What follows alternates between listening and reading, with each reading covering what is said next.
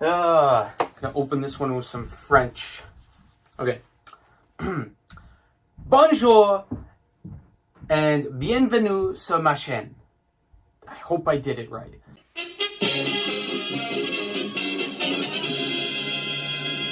Welcome back to the channel, is what I said. Today we're talking about the 5-seeded Pittsburgh Penguins and the 12-seeded Les Canadiens Montreal. Alright, the French is done for the video.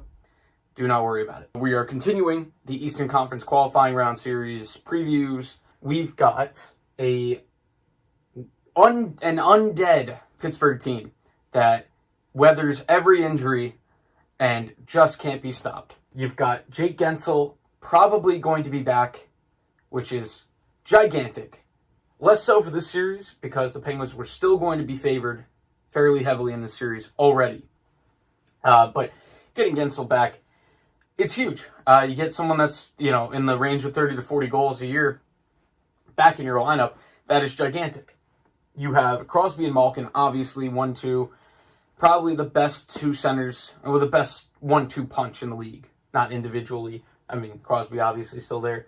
Connor Sherry, very decent playmaker, small in stature, big in heart. I just wanted to say that. I don't know if he's big in heart. He's big in points. He's fairly big in points. Okay, maybe he's not very big overall. But he's pretty decent, and you put him on a wing with Crosby and Guentzel, he'll be fine. You've got Malkin, the newly acquired Jason Zucker. Seems like a good fit to me. Brian Rust. Wow, what a year Brian Rust has had.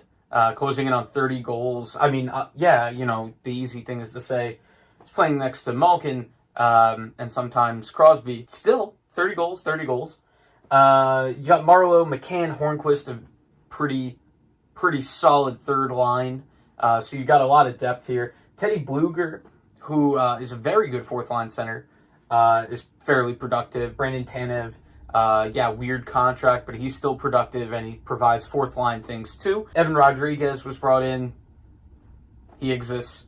Astron-Reese, borderline. We'll see what's going on with him, but I don't think it's a make or break for the series. Same for Bjugstad, but Bjugstad a little bit more important. And I mean, if you could get him onto the fourth line, it's just a really, really well-rounded forward group. Then you've got Brian Dumoulin with Letang. Letang, last year in the playoffs, struggled against the Islanders. He pinches at some very inopportune times. And maybe this is something the Canadiens can take advantage of. It's something the Islanders took advantage of, and they're no offensive juggernaut. And the Canadiens are not a juggernaut offensively, but they're not bad. But we'll get to that. You've got Pettersson and Marino. Marino's been very, very good. He's kind of been a glue piece for the defensive pairings, keeping them, productive and still pretty good defensively.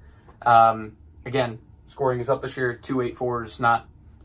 It's a pretty good defensive number. Then you got Schultz, obviously good offensive defenseman. Jack Johnson is bad at hockey at this point. Not a good defenseman. Had a sequence last year against the Islanders in the playoffs where he just got out of the box for a stupid penalty and then interfered with another player as he was skating to the bench, went right back to the box. He's just not good. So Canadiens, take advantage of that third defensive pairing being on the ice when you can. And draw a lot of penalties. Now, in goal, Jari has really seized. He's carped the DMs. Absolutely. Take that however you want. But Matt Murray is still there. It's good to have, a guy with 2 Stanley Cups as your backup plan. And Tristan Jarry has earned it, so I think he's got to be the starter going into the series. But it's a good fallback plan to have Matt Murray there. So not too bad having a Stanley Cup winning goalie twice on your bench. And yeah, you look at the numbers, just pretty good all around. Good offense, pretty good defense. Power play, maybe you'd expect to be a little bit higher, but they did miss Crosby and Malkin and Guentzel for parts of the year. So yeah, that's fairly important. Then the penalty kill, actually pretty good. Not the best defensive unit. It produces points, but hey, they've gotten it done, so who am I to say? Maybe it's all Jack Johnson. But let's go over to the Montreal Canadiens. The Canadiens, who have a key piece missing. Thomas Tatar. I can't roll my R's. Tatar is a very important part of the series in terms of if he can play, it's a little bit more interesting because, all right, Drouin on the top line I believe he was injured for a lot of the year because his numbers, I mean, they weren't there, but I think he was injured for a lot of the year. So Philip Deneau has done a pretty good job as like a placeholder first-line center waiting for Jesperi Kotkaniemi. I got to give him a lot of credit. Well done by Philip Deneau. He's been productive. Could have been a lot worse. A few years ago, you look at the first line, having Deneau as the first-line center, you'd probably be a little bit worried, but he's done a good job.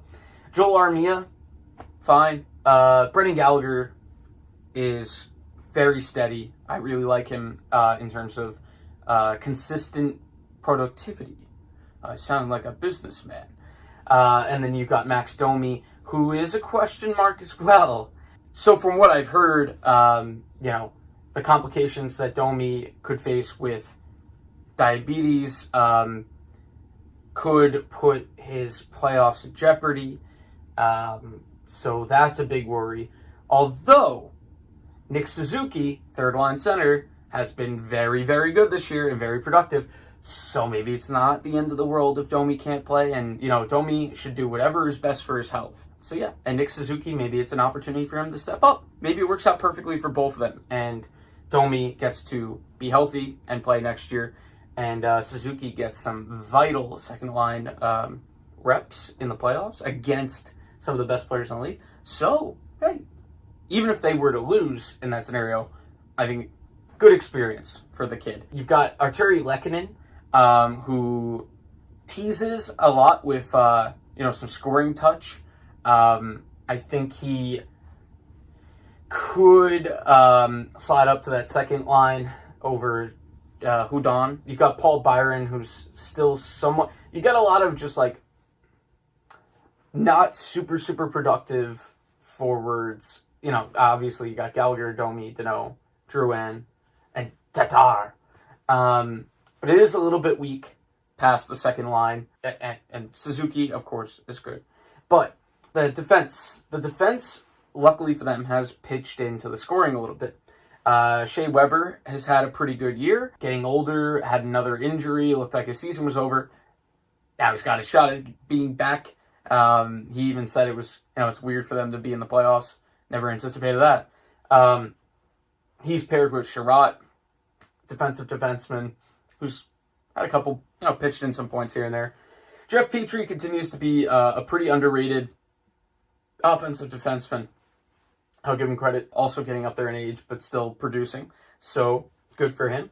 You've got Xavier Louet, and I hope I said that right. And Christian Folin on the bottom pair. It's all right. It's fine. Juleson, Mete, Tatar.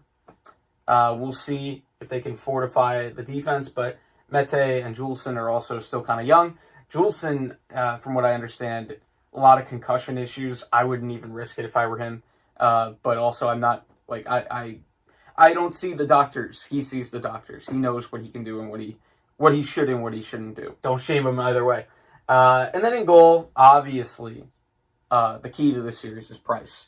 If Carey Price plays like he did this year, they will not win this series. Not that it was really his fault. He was just fine.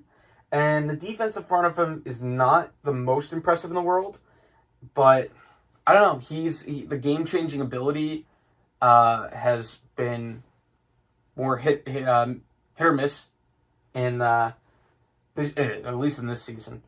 And he's backed up by Charlie Lindgren, who, I always take him in franchise mode and the expansion draft as my minor league goalie, because 77 is a pretty good minor league goalie in your first year of the NHL.